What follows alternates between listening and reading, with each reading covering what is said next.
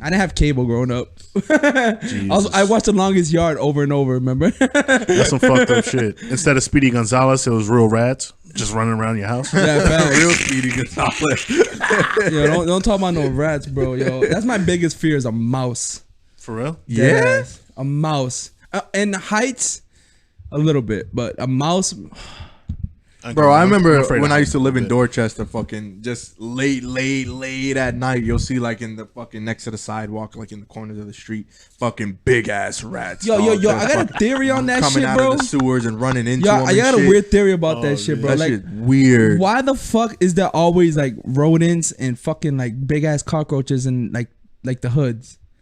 I feel like that's like a government ploy. Like, why is that? Well, if you government ain't. If you look at those areas, though, I mean, it kind of like some of those areas. Like I'm talking, like when I lived in Dorchester, like I lived in Dorchester, right. So like it kind of made sense, right? Like you gotta seeing think about big ass rats running out of people's houses and shit. Like those are underprivileged neighborhoods too. They kind of don't give a fuck about the maintenance of those communities. Yeah. So trash pickup, also just that restoration, things like that, where there's neglect from certain systems, right?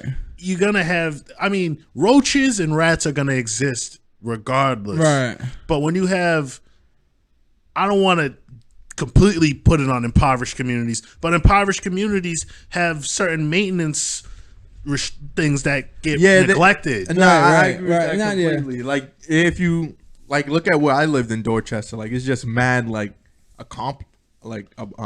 apartment complexes, right? Yeah, and stuff like that. And it's just like they have like a central trash location where they bring their trash and dump it. But if you look, like when I lived there, I would see that it wouldn't be taken care of regularly. Oh yeah. And then it would just pile up, and you would see like I would have to walk by it to go to the bus station or the corner store or something like that, go get my hair cut. And it would just be nasty. And like there's maybe 20, 30 apartments in that building. That's crazy. So that's tons of trash and there's big ass rats in it. Right. To be honest, to kind of stay on topic, but branch off. I think they try to institutionalize us from a young age. Being in those apartment complexes. Very close, packed into each other. Did I say complexes? Limited space.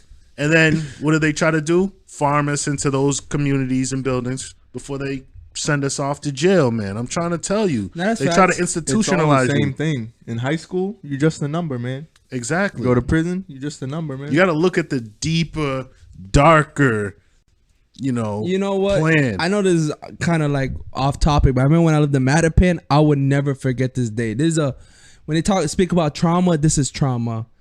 When I lived in Mattapan, right off Blue Hill Ave, was playing football in this vacant lot. And I lived in that same neighborhood. Shout out Mattapan for bro, sure. Bro. Yeah.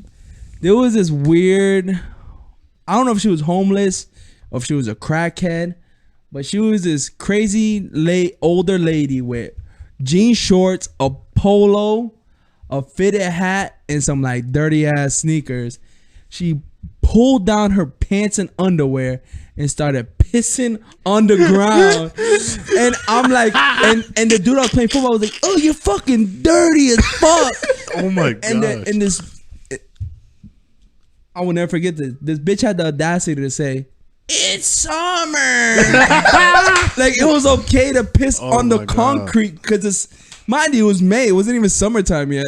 What year you think this was? What year you think that was in? Oh, this was 07. So she was the first, she started Hot Girl Summer back in 07?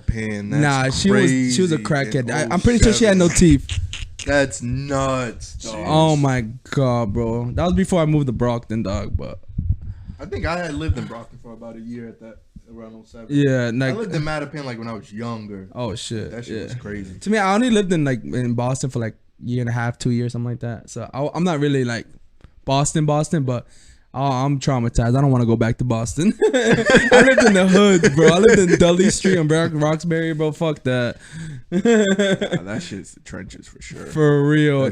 You know that's actually crazy because people want to think of Boston, think of this racist white town, bro. Nah, bro. Right? No, that's not the real Boston. They think the Garden. They think of Faneuil Hall.